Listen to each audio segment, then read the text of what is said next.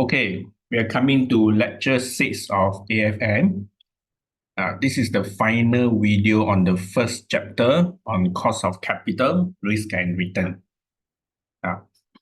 This part is just a bit of sideline to our main aspect on cost of capital. Some small theoretical area, mostly theoretical for the first chapter. Securitization, ICO, and behavioral aspect. So 3 sub-area to cover. Each has a small area, so it won't take a lot of time here. First, we look at securitization. So what is securitization and how it contributes to the global financial crisis of 2007. Then we look at ICO. So securitization and ICO, these are new financial engineering to raise capital. They are source of capital. They are new ways to raise capital. So both securitization and ICO, they are new financial engineering to raise capital. And we will end the video by looking at behavioral factors in finance. Okay, we start with securitization.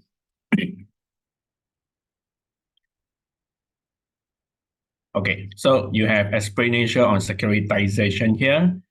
I will explain to you. Okay, now.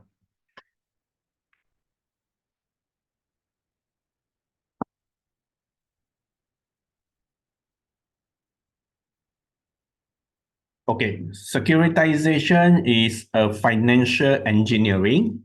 So if you want the definition, securitization is a financial engineering to convert illiquid asset to liquid asset.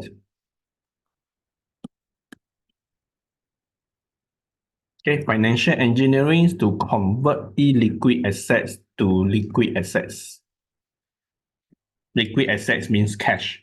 Yeah, so it's a process of converting a non-cash asset into cash and to raise capital for the company. So it's a source of finance. Yeah. Now, securitization process is actually invented from the banking sector. It's from the banking industry, but it's not just used for bank. It can use for many other company as well. Yeah, but the origin is from bank. Okay, so I explained to you what is securitization and how it caused this global financial crisis. Yeah, the global financial crisis, to give you an idea first. Although your syllabus do not really test you on global financial crisis, but it's linked to securitization. Yeah, okay. This is the second worst financial crisis in human history. The second worst financial crisis in human history. The worst is the 1929 Great Depression. So 2007 will be the second worst. It started in US. Okay, because at that time, US is, of course, the biggest economy in the world. Yeah, no other country can come close to US. Now, at least we have China coming close to US. Yeah, but at that time, no country are close to US. So, therefore, when the crisis hit US, and it's hit US badly, yeah, it actually pulled down the whole world economy. So the whole world depend on US at that time. All right. Okay. So, what is securitization? How it caused this problem? Now, okay. Originated from a banking industry.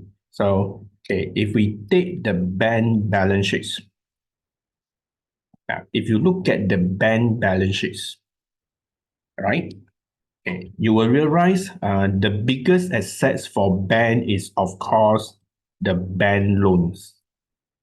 Bank business is they provide loans to customer, to borrowers, yeah? So bank bigger assets are all those receivable, the loans to the customer, okay? Now, okay. Now, so borrowers borrow money from a bank. So the loans are the bank asset. Okay. Now, if you look at the period before 2007, before the crisis hit, Okay. There's a boom in the property market. There's a boom in the US property. A lot of people buying the property, therefore the property price keeps shooting up. Okay.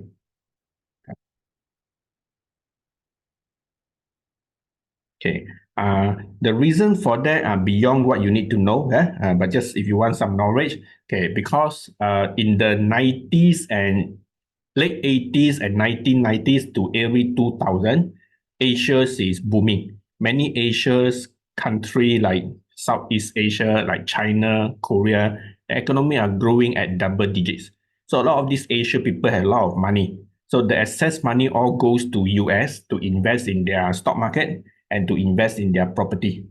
So there's a lot of foreign buyer into US property. So the property market boom. And when we buy property, we buy through bank loan. Yeah, very unlikely we pay cash. So when property market boom, the mortgage loan, property loans are mortgage loan. Yeah, so there's also a boom in the mortgage loan. So a lot of banks find that their mortgage loan reach a very high value. Let's say, for example, I put here 50 billion.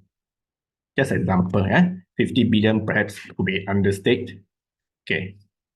Now, all banks will need to maintain minimum capital. There's minimum capital requirement for the banking regulation. So all banks must meet minimum capital. And many banks have found that their loans has actually reached the maximum ceiling of lending. They cannot lend out more money. But if the bank cannot lend out more money, that's the end of their business. Their business is lending money.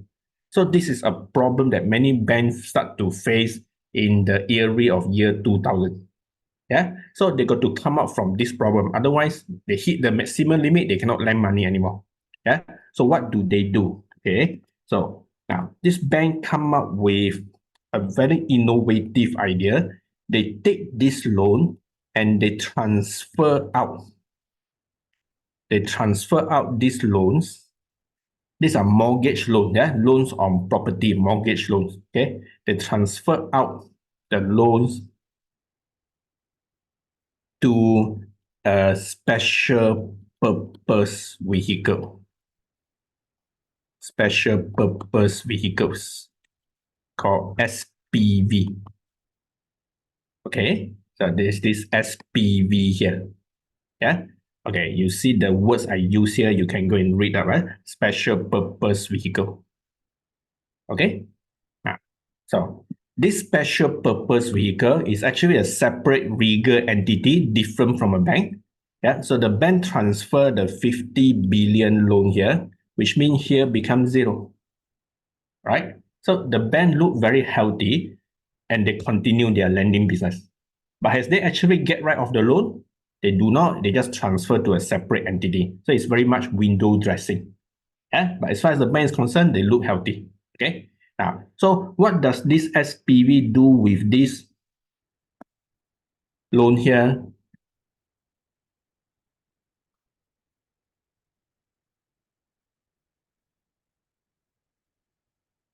The SPV convert the loans to derivative products, to securities.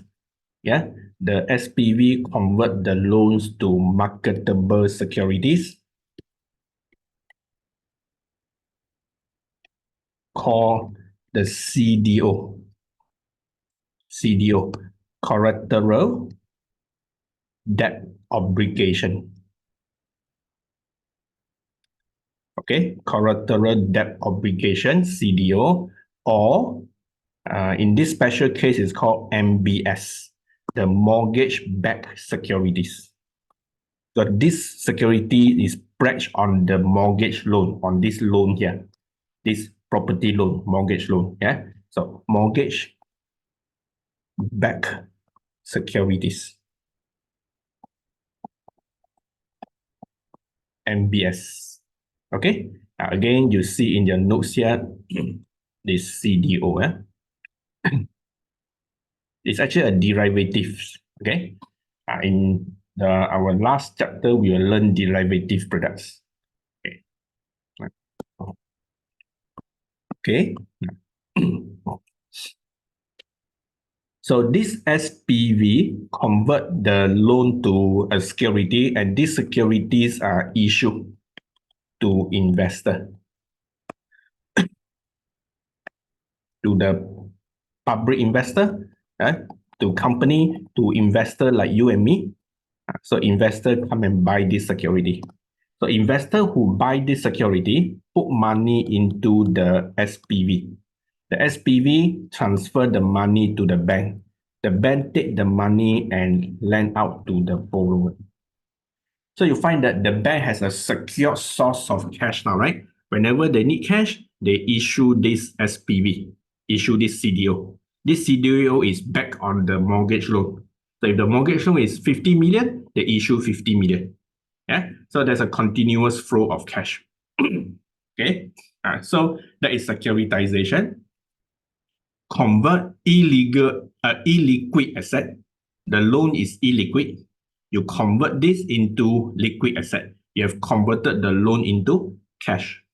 Okay, you convert the loan into cash. That is securitization process. Yeah. Okay. Now,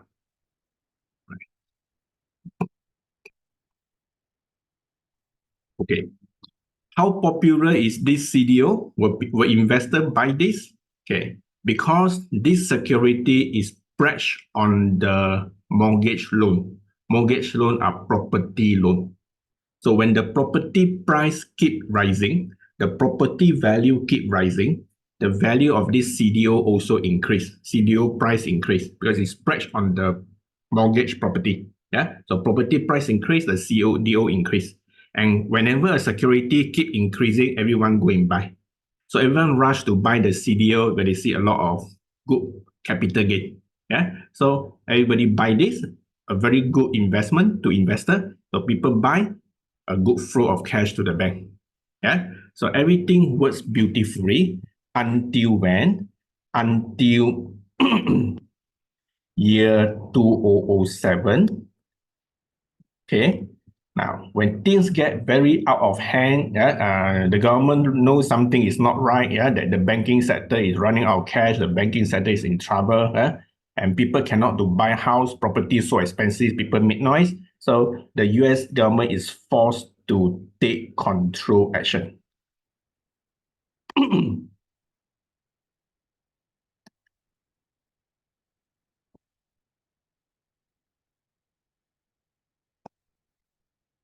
On the property market and on the CDO or NBS. Okay, immediately panic ran across the market. Yeah. Okay. Property price start to crash.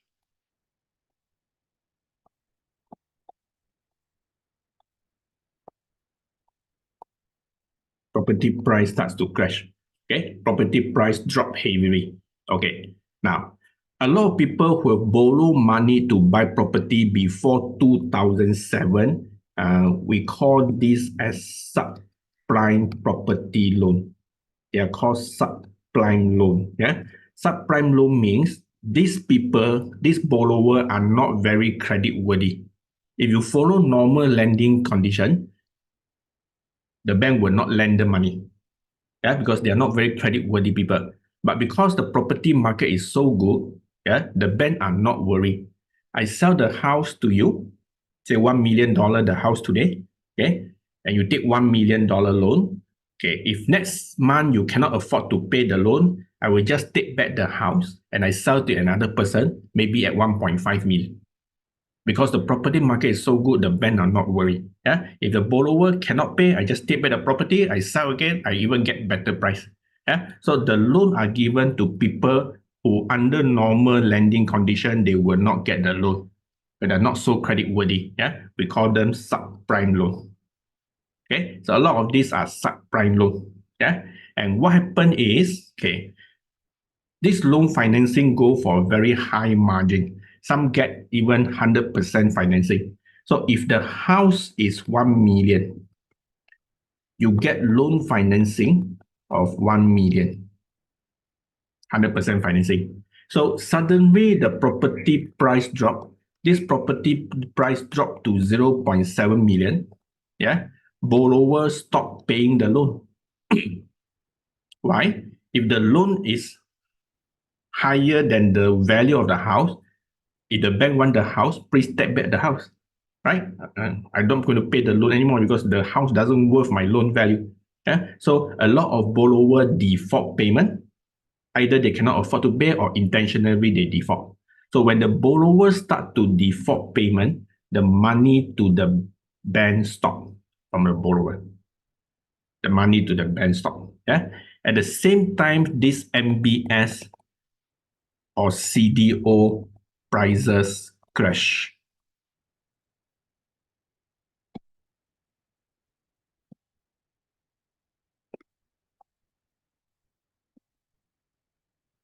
In 2007, because this is spread on the property. When the property price crash, this MCDO price crash.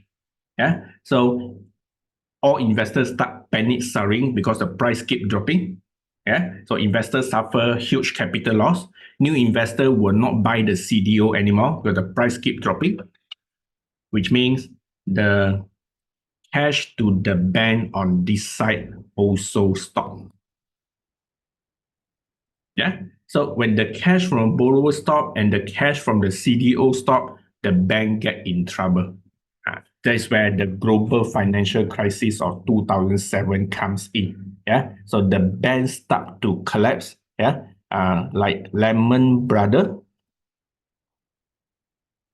Okay. Lehman Brothers, a very big financial institution in US, simply just collapsed. Yeah. So Lehman Brothers simply closed down. Okay.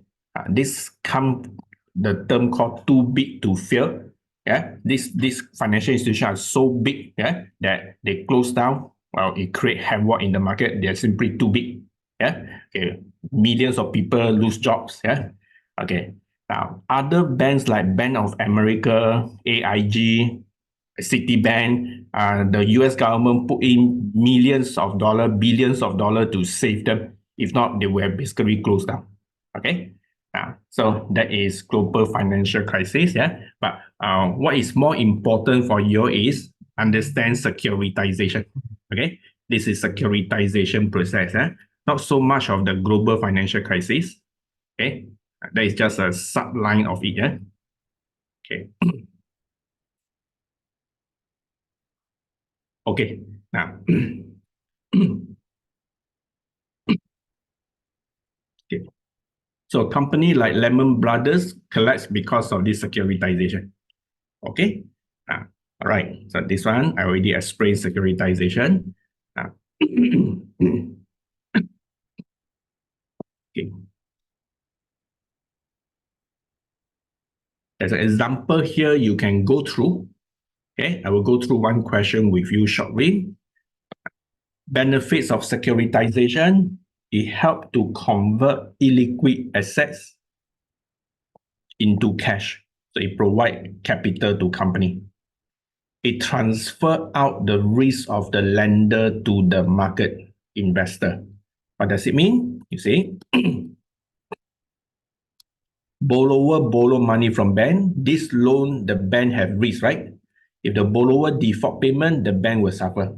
But what the bank have do is the bank take this loan, convert to security, sell it to investor. So eventually, the risk of this borrower is actually passed on to the investor of CDO. The bank has transferred out the risk. Yeah, that's called risk mitigation. Risk mitigation. Yeah, the bank has transferred out the risk. Okay. So they transfer it to the market investor. Okay. Right. The risk of securitization. Okay. In the case of bank, securitization process reduces the bank incentive to scrutinize borrower, so encourage them to lend to less credit-worthy borrower called subprime loans. Because the risk is backed by the buyer of CDO, not the bank now. Yeah. So this process has caused the global financial crisis, okay, which contributed to the collapse of Lehman Brothers. Yeah. Okay. Securitization. Right. Normally, if they ask you securitization, if they ask general theory, yeah, just few marks question, general theory, okay. Only in one sitting, they ask a bit of computation. So let's look at that now. Okay. Let's look at this question.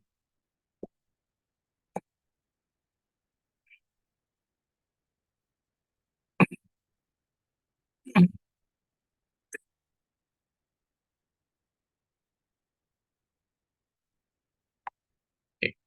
Moonster is a property development company which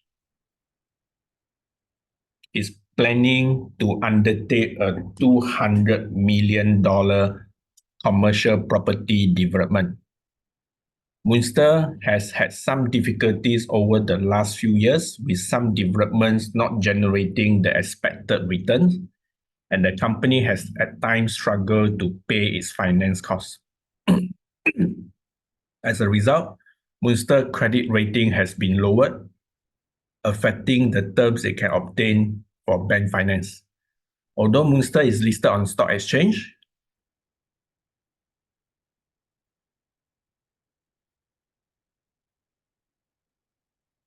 okay, 75% of the share capital is held by members of the family who founded the company. The family members are shareholders who do not wish to subscribe for right issues and unwilling to dilute their control over the company by authorizing new issue of equity shares. Moonster Board is therefore considering other methods of financing the development, which directors believe will generate higher return than other recent investment. So this company want to start a property development projects, yeah, $200 million. This is the capital you need. Okay, you have housing projects, need 200 million capital. You want to raise the capital by securitization. One of the non-executive directors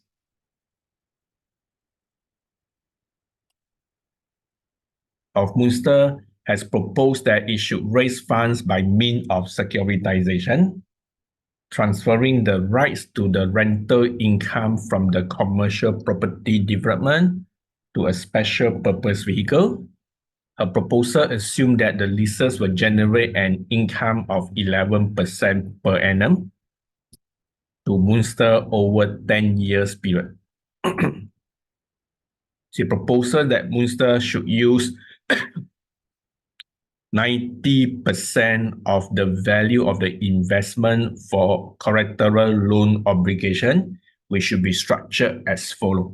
Okay, 90% of the value of investment, that will be the CDO value. Okay, 90% of the value of the investment is 200 million.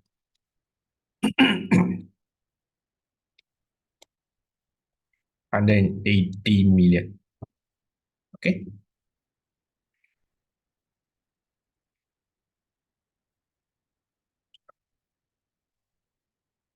%60 of the collateral value to support tranche A-rated floating rate loans, offering investor LIBOR plus 150 basis point. That's 1.5%.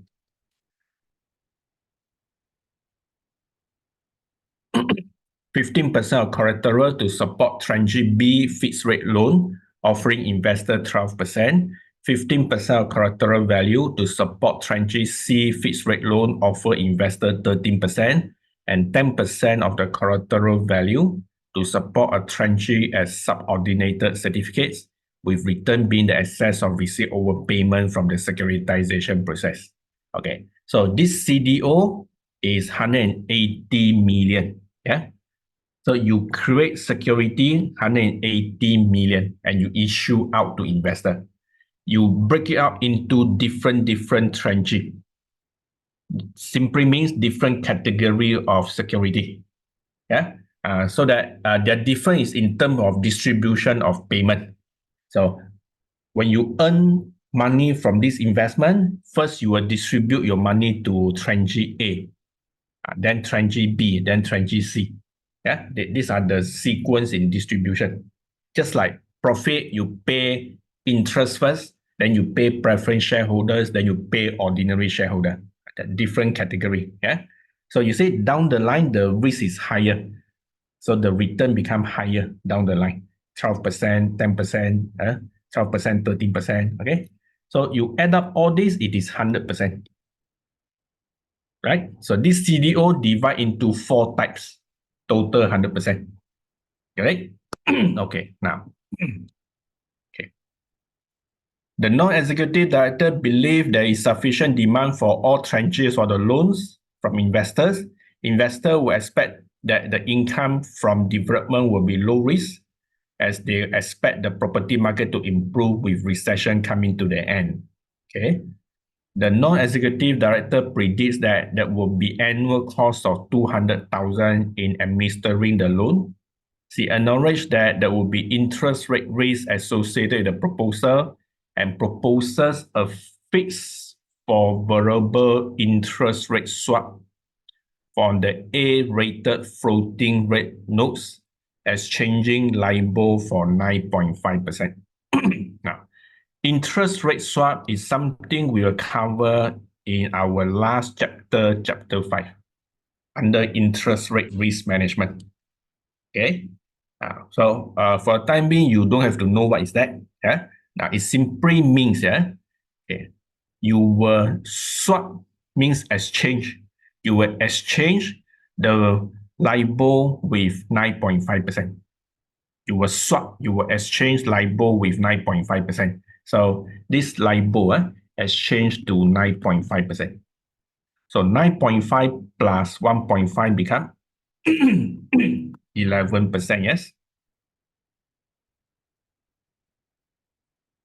11%. Okay, so what is interest rate swap? You will cover in future. Okay. However, the finance director believes that the prediction of income from the development that the non-executive director has made is over-optimistic. He believes that it is most likely that the total revenue from the rental income will be 5% lower than the non-executive director forecast. He believes that there is some risk that return could be so low to jeopardize income for the C-rated fixed rate loan. So you need to discuss that. Okay, now calculate the amount in dollar which each of the tranches can expect to receive from the securitization arrangement proposed by the non-executive director, and discuss how the variability in the rental income affects the return from a securitization. Okay, right. That is the first question.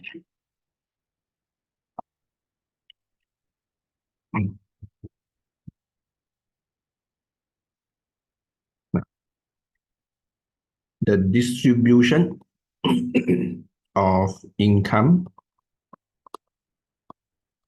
from securitization.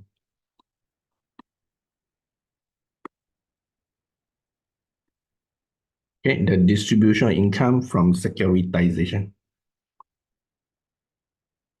Okay. Okay. How much income first? You have property development, 200 million. Okay. The value of the project is 200 million. Now, after you develop, you're going to lease out this property and you expect to earn rental income, 11% per annum. Yeah. Okay. So first, you lease out this property, you expect rental income. Okay. 11% of the 200 million. Okay. 11% of the 200 million is 22 million. Yeah, let's put in million here. Okay, but you will have some administration cost to pay. Administration cost 200,000. Yeah. Okay, so minus 200,000 admin cost. Okay. So maybe not to make the figure too small, we do in thousand. Okay. So this 22 million, admin cost 200,000. Therefore, the net income available for distribution 21,800. Okay. 21,800.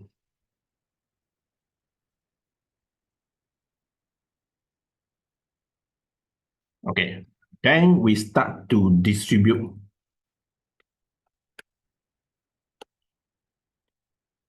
Okay.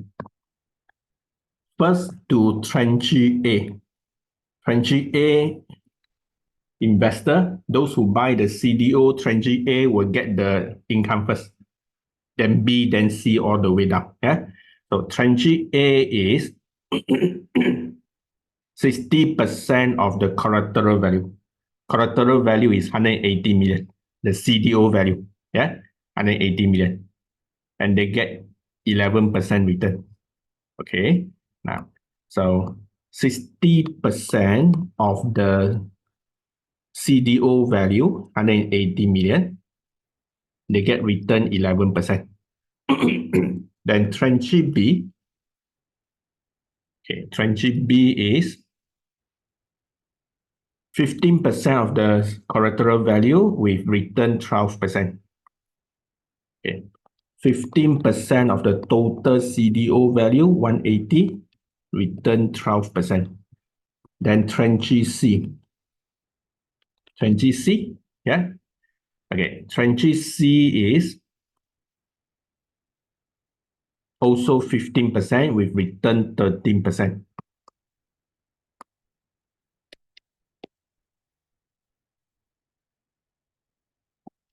Return 13%. So each of these tranche, the income that they get.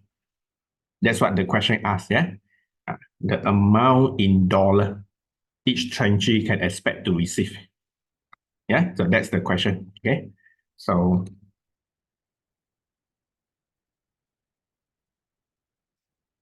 11880.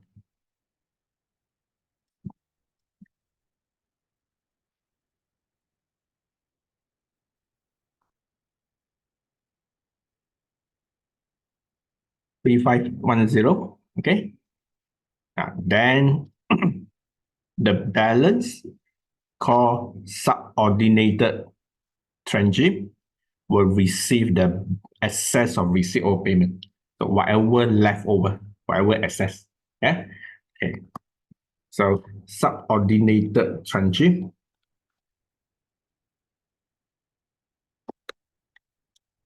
Okay. They will get whatever left over. Right. So the leftover, the balance, yeah, the balance is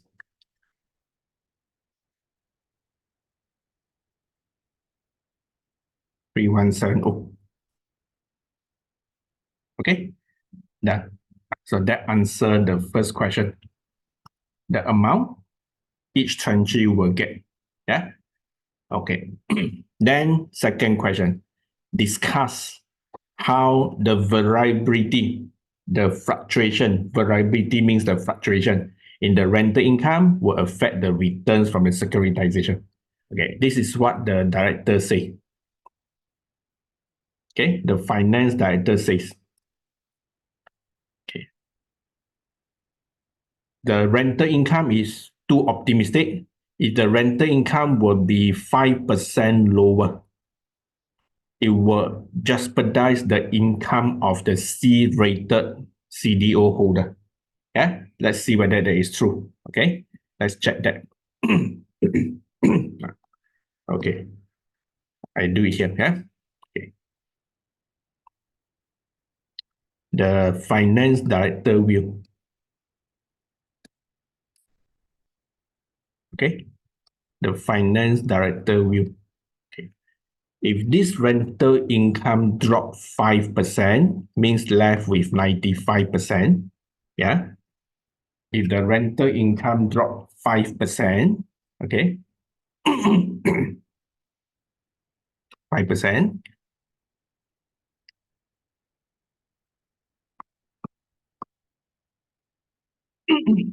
it becomes 21,660 minus admin cost, it becomes 21,460. Okay, right. Tranche A, tranche B. Okay, now, right. After you minus out the first two tranche, you still have enough money to pay tranche C. Yeah, and the balance is 2830. Okay. Therefore, okay, it will not affect tranche C, as you can see here. Yeah. Okay. So now a drop of rental income 5% will not affect the income distribution.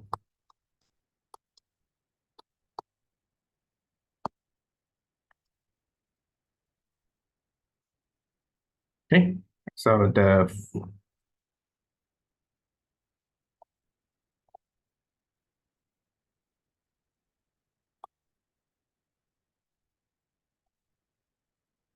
okay,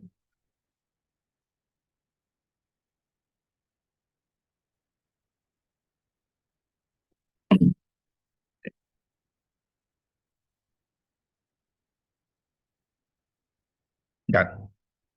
So part A, 11 marks finish. Yeah. Okay. Okay. Part B.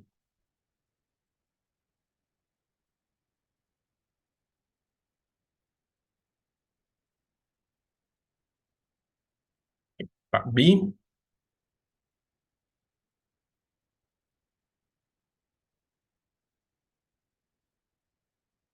Discuss the benefit and risk of securitization process. Okay. The benefit and risk of securitization, which I given you just now, is here. Okay? Benefit and risk. Okay. So part B answer is here. Benefit of securitization, risk of securitization.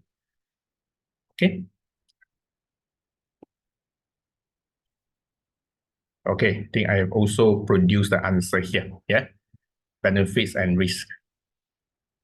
Okay. Right. That's it. Okay. The third part I've actually taken out. Yeah. Okay.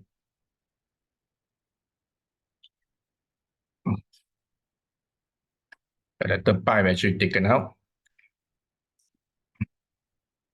Okay. The next one.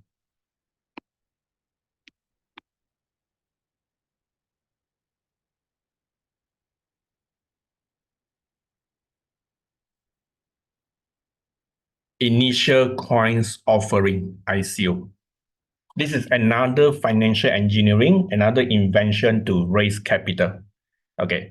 ICO coins offering, the popular one that you're most likely heard of, Bitcoins, Ether. Yeah, these are the very popular one. Okay, Bitcoins especially.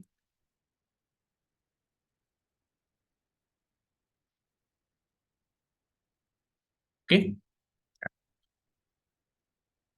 so ICO are issue of coins like Bitcoins. Okay, okay, so it's a new way to raise capital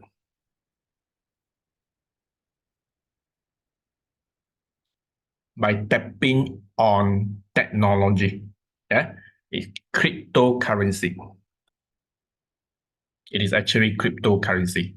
Okay, now, so how does it work? Yeah, how does it work? Okay, you all know IPO, initial public offering, issue of shares. Issue of shares, we all familiar. Yeah. So okay, let's look at how does ICO different from issue of share or IPO. Yeah? Let's make some comparison, then you will understand better. Okay, right. I'm going to use the space that I have here.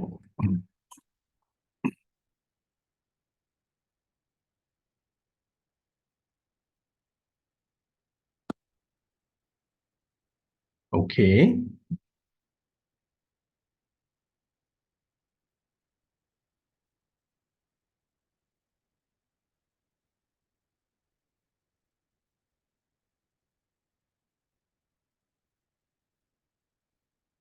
Okay.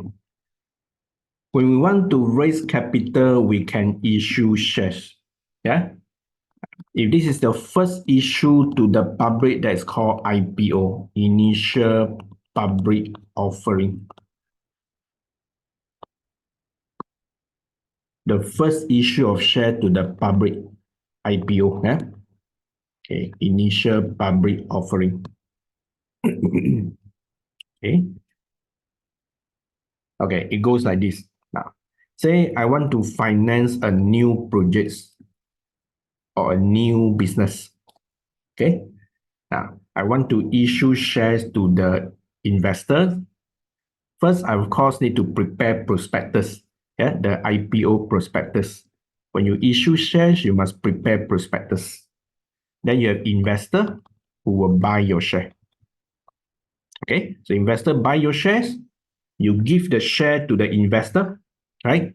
When investor buy the share, you give shares to the investor plus control power. Share come with voting power to the investor. In return, the investor will give the company cash so that you can do your projects. Okay, that is called initial public offering, issue of shares. Yeah, the medium of this is the stock exchange. When you issue shares, you go through stock exchange. Yeah, so the medium of trade and the regulator, the one who control the whole thing, the medium of trade and regulator is the stock exchange.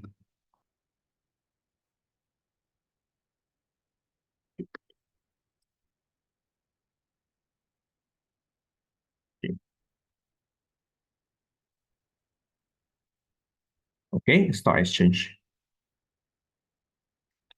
All right. Yeah. Okay, now if I want to raise capital, I can also use ICO, initial coins offering. Okay.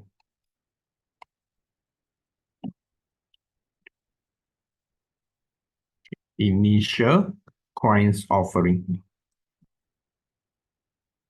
Yeah.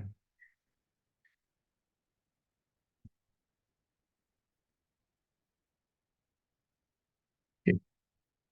Okay. This is an issue of cryptocurrency. It is cryptocurrency, like Bitcoins. Okay. Now, the idea is the same. I want to finance a new project. So I need to get money from the investor. Yeah. Okay. When I issue this, first I prepare a basic document called white paper. Okay. This is your own document.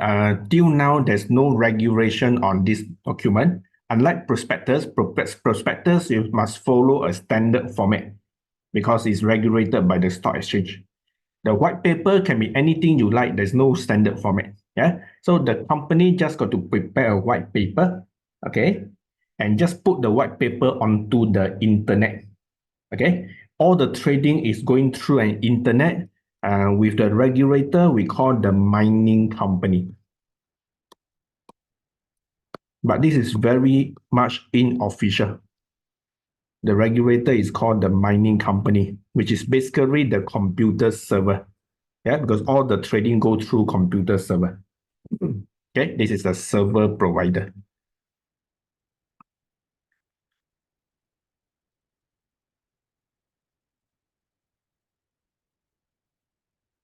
Okay, so to issue cryptocurrency, you just need to prepare white paper, you put it on the internet. Yeah. So anyone look at your white paper, they are keen, they come and buy your coins. Okay. So okay, if you invest, then you will give cash to the company, right? Payment by cash, yeah. Or now payment can also be by Bitcoins because Bitcoins is basically as good as cash now, or even with Ether. You issue new cryptocurrency, you can actually pay by Bitcoins, so cash or Bitcoins, yeah. And the company will issue coins or tokens to the investor. And these tokens is actually virtual. You actually don't see the coins, it's very much virtual only. Okay? Yeah. Okay. Now, how does this work? Yeah. How does this work? I give you an example. Okay. Now, okay. What very common the last 2 years, okay, is COVID-19 vaccines. Yes. So many company want to come up with COVID-19 vaccine. Yeah. Now, of course, a bit cool down already. Yeah. So of course, you need capital to do the research to experiment the vaccine. Yeah. So all the company that want to do COVID-19 vaccine, they want to raise capital. So a number of them choose cryptocurrency. So they prepare white paper, they put it on the internet. People who are keen, they buy from them. Yeah, they buy the coins from them. Okay, now, and your white paper, you say something like this. Okay, let's say I will issue 1,000 coins. I will issue 1,000 coins. Example, okay? And one coin can be used to exchange for one vaccine jet. One coin equals to one vaccine. Okay? Now, and let's say I price it now at $10 per coin. So that total, I will raise how much? I will raise $10,000. Example, okay. So I issue 1,000 coin, price at $10. So if investor come and buy all the 1,000, I have $10,000 in hand now, right? I can go and do my vaccine. Okay. Now, the promise is if this vaccine is successful, one coin can be used to change for one vaccine. So 1,000 coin can change for 1,000 vaccine. And the company promised they will not issue any more new coins. 1,000, that's it. There'll be no new coins issued. Yeah? Okay. Now, if this vaccine is successfully created, then everybody will want to buy the vaccine, right? Especially 2-3 years back, when vaccine is still not enough. Yeah. So now that means these coins become very valuable now because the vaccines are insufficient in the market. If your 1,000 coins can exchange for 1,000 effective vaccine, everybody will want to buy the coin. So those who have bought the coin at $10, now there's demand in the market. Yeah, people will want to buy the coin from you at $200. So from $10, you sell the coin to another person, you get $200. You profit 190. So that guy will use the coin to buy the vaccine. Yeah, that's why cryptocurrency like Bitcoin, the price fluctuates significantly. It can go up 100% in 1 year, drop 80% in the next month. Yeah, so it depends on how popular is the underlying product or asset. The price can really fluctuate. Okay. Now the vaccine, basically the value is more or less down to very low already. Yeah. Okay. But generally, cryptocurrency work on this. Yeah. Okay. So it's very much virtual. Everything trade on the internet on server. It's quite informal. You don't have proper stock exchange. You don't have proper regulation. Yeah. Up to today, we don't have proper regulation on this, although some regulation basically try to develop over time. Yeah. Okay. Now, but that gives an idea of what is cryptocurrency. Okay. So advantages of ICO. cryptocurrency started somewhere around 2016, 2017, so it's not very old actually. Yeah, it's something quite new. Okay, the speed and ease to raise capital. You just put some proposal on the internet, you approach the whole world, people who buy, they give you the money. So easy, very fast. Yeah. Okay. Now, it can promise high return. It's very speculative. It can offer high return like Bitcoins, but it's very, very volatile. The risk is also very high. From 1 month to the next month, it can increase 100%. The following month, it can drop 70%. So you can make profit very fast, you can burn very fast. Okay, so very volatile. Okay. Now, disadvantages fraud.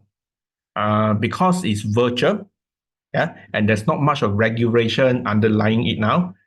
So there are terrorists who use this as money laundering. There are people who use this to cheat, fraud.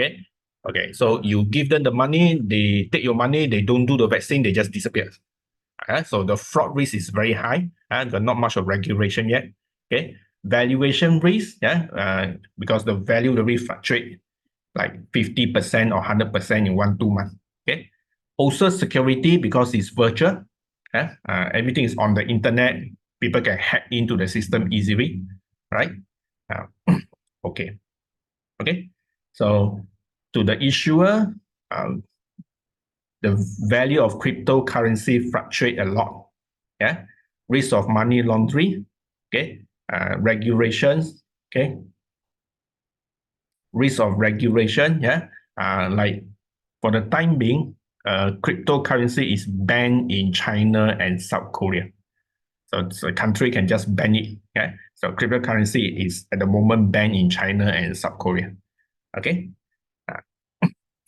Okay. Then the last part on this chapter 1 is a small theory on behavioral finance.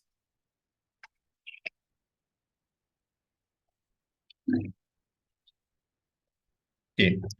When managers make financial decision, managers are human beings. So sometimes the human perspective, will result in you make some irrational decision.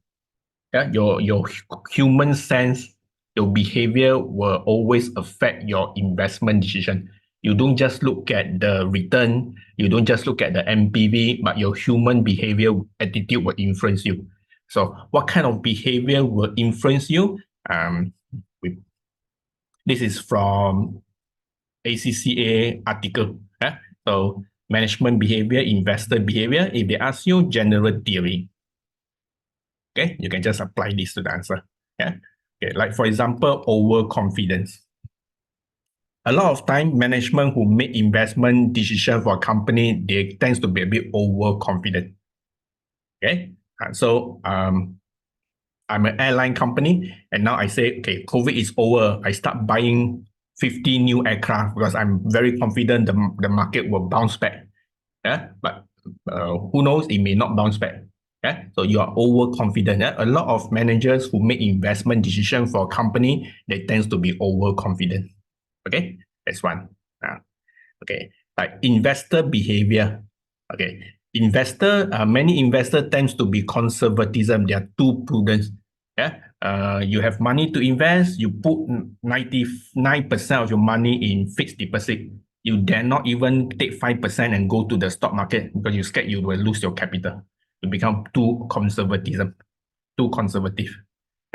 So, okay, some basic theory question, do a bit of reading. Okay, with that, we end this lecture 6 and the end of chapter 1. Bye-bye.